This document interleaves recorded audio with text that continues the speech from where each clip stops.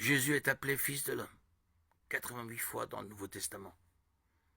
Cette expression est d'abord une référence à la prophétie de Daniel, en Daniel 7, 13, 14.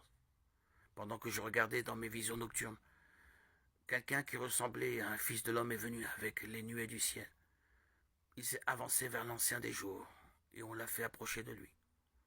On lui a donné la domination, la gloire et le règne, et tous les peuples, les nations et les hommes de toute langue l'ont servi.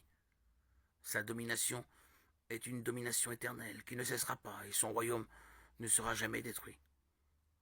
Fils de l'homme est un titre messianique.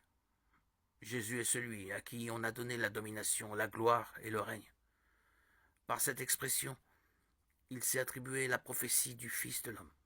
Cette expression était très familière aux Juifs de la région, qui auraient compris à quoi elle faisait référence. Jésus affirmait être le Messie.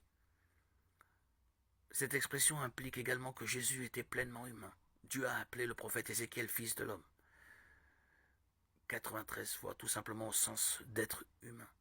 Un fils de l'homme est un homme. Jésus était pleinement Dieu, Jean 1,1. Mais il était aussi pleinement homme, Jean 1,14. 1 Jean 4,2 nous dit « Voici comment identifier l'Esprit de Dieu. Tout esprit qui reconnaît que Jésus est le Messie venu en homme et de Dieu. » Jésus était le Fils de Dieu.